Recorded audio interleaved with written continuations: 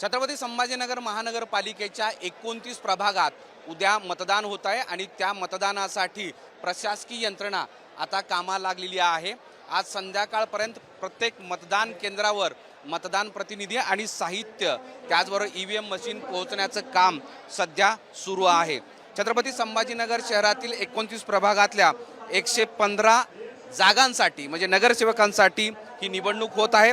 त्यासाठी वेगवेगळ्या पक्षाचे आणि अपक्ष असे 859 उमेदवार निवडणुकीच्या रिंगणात आहेत। त्यासाठी शहरातल्या 363 इमारतीमध्ये 1267 मतदान केंद्रे आहेत आणि सोबतच 42 बूथ केंद्र हे संवेदनशील आहेत। या सगळ्या मतदानाच्या आणि मतदान केंद्राच्या पार्श्वभूमीवर कर्मचाऱ्यांचा मोठा बंदोबस्त तैनात करण्यात आलेला आहे। जवळपास 5000 कर्मचारी या सगळ्या मतदान प्रक्रियेच्या काळामध्ये शहरभर तैनात असणार आहेत। कुठलाही अनुचित प्रकार होऊ नये यासाठीची ही खबरदारी घेण्यात येणार आहे।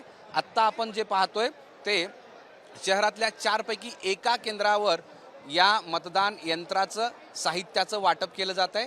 प्रत्येक कर्मचाऱ्यांचे नाव आणि त्याच्याबरोबर हे साहित्य इथं दिलं जाते आणि ते त्या केंद्रावर पोहोचण्याच्या सूचना दिल्या जात आहेत। उद्या सकाळपासून मतदानाची प्रक्रिया सुरू करावी, त्यासोबतच निर्विघ्नपणे मतदारांना मतदान करता यावं यासाठीचा प्रयत्न प्रशासनाच्या वतीनं असणार। आतापर्यंत अपक्षांनी प्रचार मोठ्या जोमात केला होता, आता मात्र तो प्रचार थांबलेला आहे।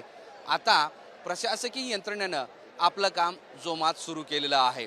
संध्याकाळपर्यंत ही सगळी यंत्रणा मतदान केंद्रावर बूथपर्यंत पोहोचेल आणि उद्या सकाळपासून मतदान सुरू होईल। या मतदानात कोण बाजी मारतं हे परवा कळेल। मोहम्मद इरफानचा माधव सावरगावी, साम टीव्ही, छत्रपती संभाजीनगर।